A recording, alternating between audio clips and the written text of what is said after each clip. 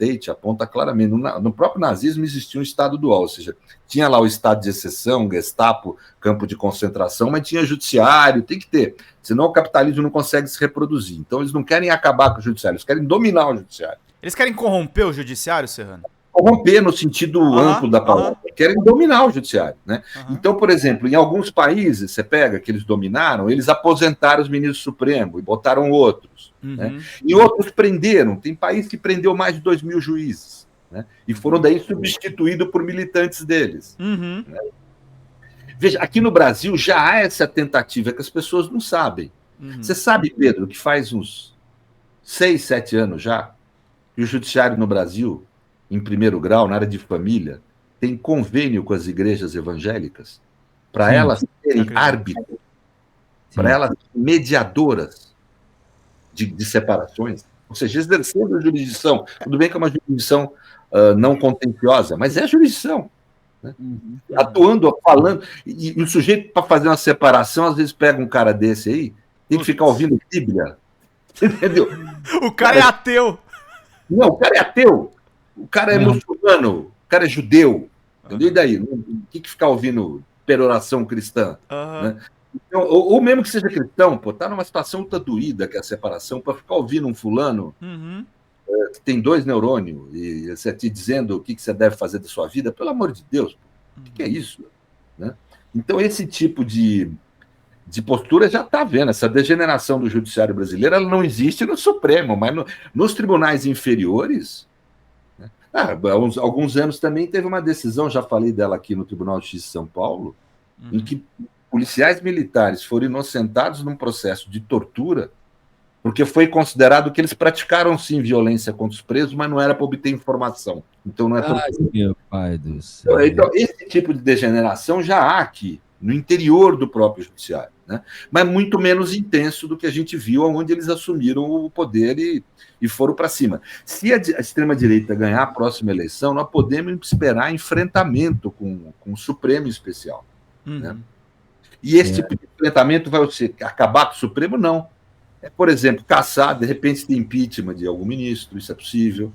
Ampliar o número de ministros e o próximo governo nomear uma série de ministros, e não só o que está previsto normalmente nas nomeações. Né?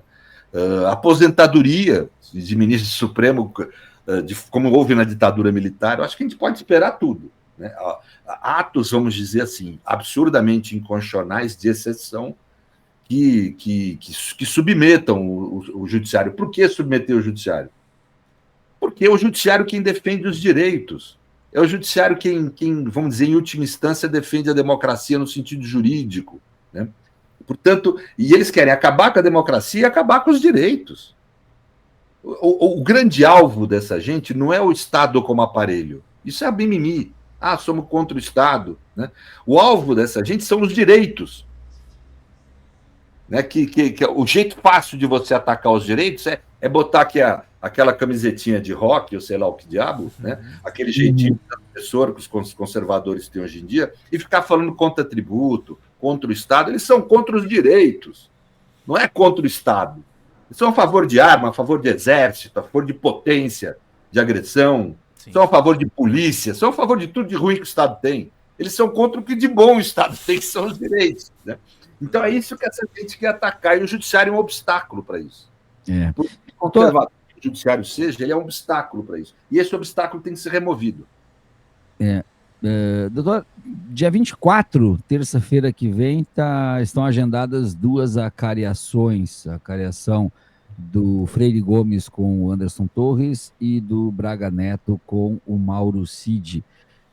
Essa situação que leva a uma acariação, como é que o senhor vê isso no campo jurídico e o que isso pode trazer de novo?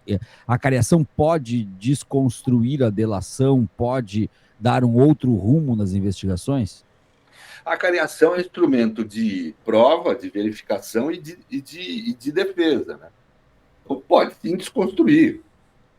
O sujeito chega lá e demonstra que é inconsistente o que ele falou. Né? Mas normalmente não é isso. Viu? É um tipo de procedimento natural de haver em juízo. Você contrasta os depoimentos contraditórios que estão postos. Né? é algo natural de haver investigações, inquéritos, em juízo, etc. Em geral, não vira nada, assim, pode ser franco, não, isso aí não vai virar muita coisa. Mas vamos aguardar, né? De repente tem alguma surpresa. Não vira nada, mas... Bom, a cariação não vai ser transmitida, né? Não vai ser ao vivo a cariação. Espero que não, né? Eles estão, graças a Deus, estão contendo um pouco essa coisa da transmissão, né? Eu espero que não devia nada ser transmitido. O processo crime não é para ser transmitido em televisão. O que tem que ser transmitido em TV, foi uma boa ideia brasileira, são as ações de inconstitucionalidade, onde você vai discutir temas que são de interesse da sociedade como um todo, né? Sei lá, constitucional ou não o uso da maconha lá, etc. Vamos discutir, vamos debater. Isso é importante ser público. Agora, processo crime, que você está acusando um ser humano, isso era para ser sigiloso, porque a tendência é haver o linchamento.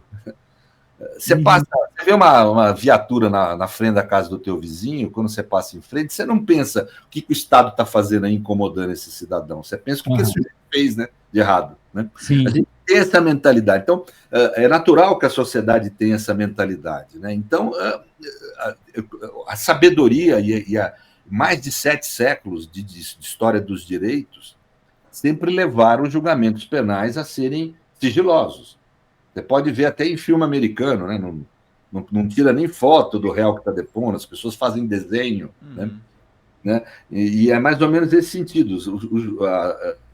Se demonstra que para haver um juízo, vamos dizer, minimamente imparcial e adequado, é importante que os julgamentos sejam sigilosos para não sofrer aquela influência negativa que o público pode ter em relação à defesa, em relação aos direitos que está sendo acusado.